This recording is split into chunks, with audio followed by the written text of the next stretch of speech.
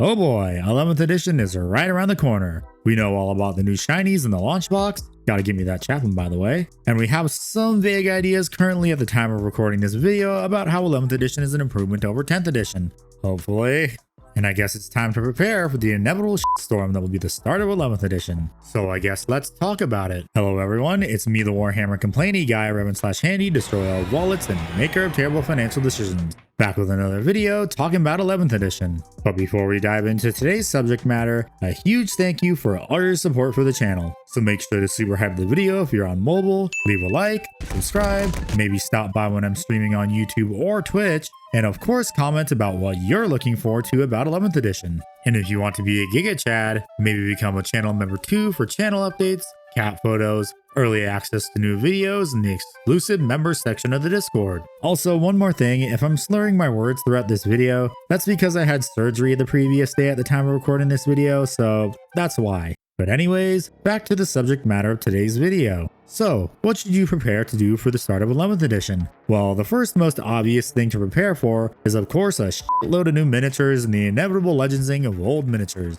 I think it goes without saying that with every new edition comes a ton of new miniatures. Unfortunately, this being Space Marines, and whatever Xenos or Chaos factions GW finally decides gets some love after a few years of nothing. A lot of these new minis are of course neat, but you should ask yourself, am I really going to buy another 1000 points of miniatures, even though I already have several hundred points of unpainted minis? Of course I am! So really, just continue painting whatever miniatures you have that are still unpainted before the start of 11th edition, because then that means the pile of shame doesn't get any worse, or just do whatever you want, it's your paycheck honestly. Because as of late, refreshing old minis is the name of the game, so expect older minis to get updated sometime this edition, like the Deceiver, Trazen, and the Grey Knights to name a few hopefully, but of course you have to be prepared for any minis you may or may not have painted yet to get thrown into Legends, unfortunately. And hopefully it isn't as bad as 10th edition.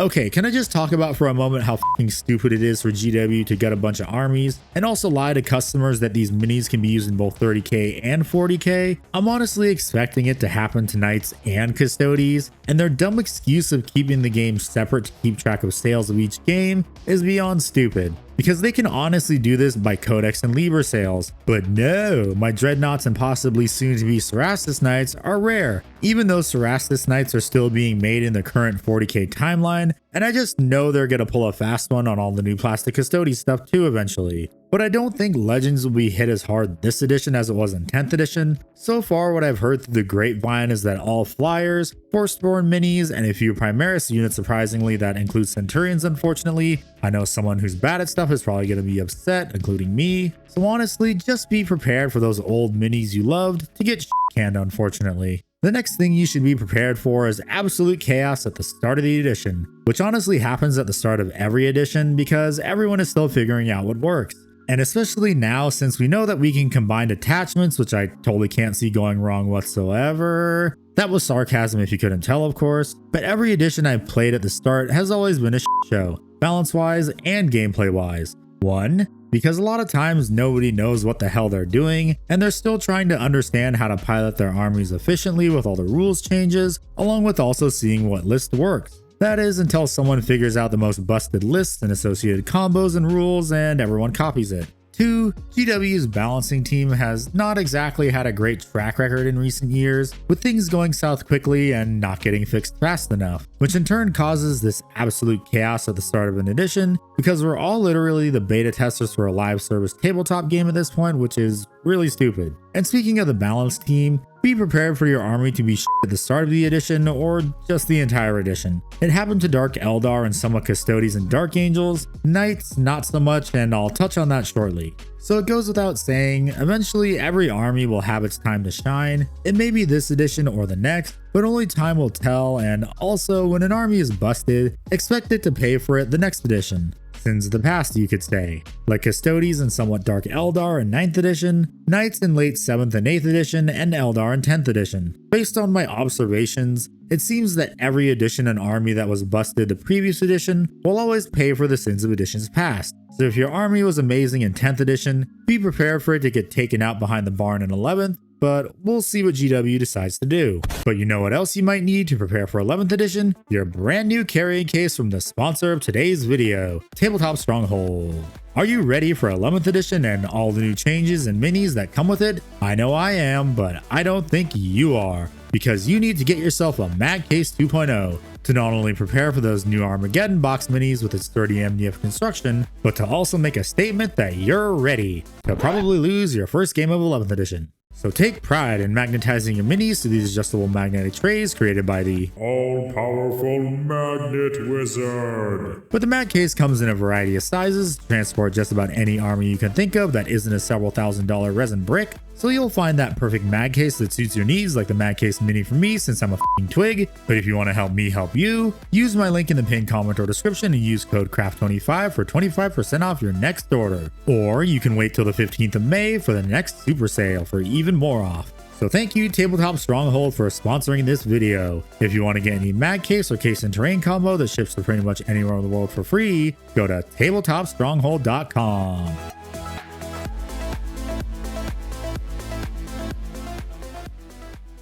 Now, I'm sure some of you are asking before you clicked on this video, why is Captain Underpants in the thumbnail? Well, this is why. So with some of the new details we know about 11th edition being obscuring now gives a -1 to hit instead of a +1 to your armor save, it just so happens that Kotiez makes it so an enemy unit of your choice in the command phase within 18 inches no longer has the benefit of cover. So imagine you're playing your army and Spy Kids Game Over rolls in and says, "F you, no cover for you." So then every unit and their mother on the table that's within range can now shoot said unit. So I imagine some very funny shenanigans with Space Marines and Guard might take place.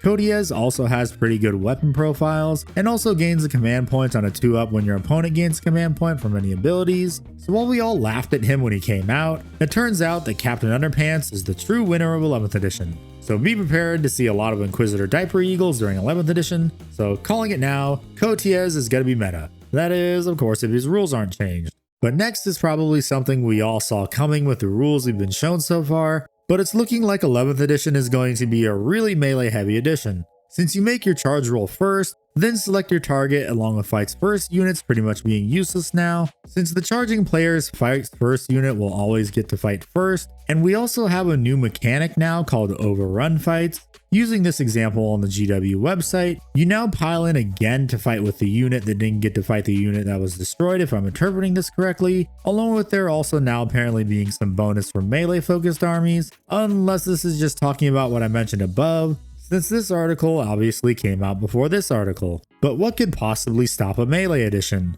Well, it's flamers. Now, with melee soon turning into a problem, flamers are the answer since Overwatch for them automatically hits. So flamers I feel like will be the perfect weapon against this melee heavy edition, since now everyone and their mothers is going to be wanting to bash your face in, so having a large blob of flamers is a great deterrent to charging. So units like Aquilon Terminators if they don't get legends, Infernus Marines, or basically any large blob of flamers that your army can use will at least help to make your opponent think twice before charging, instead of ungaing therefore I bunga right up the board without a care in the world. So I highly recommend squeezing maybe 1 or 2 flamer units into your armies if what we know about 11th doesn't change between now and when we get our hands on the rulebook. But this next part is something that has honestly been relevant to every edition, and that's the stat checking. Most notably being armies that field really tough units that are hard to kill, or chew through wounds like Custodes, Knights, Mechanized Guard, or just stat checking units in general. It's honestly a good idea to include some form of anti-tank or high damage weapons that help you not get stat checked,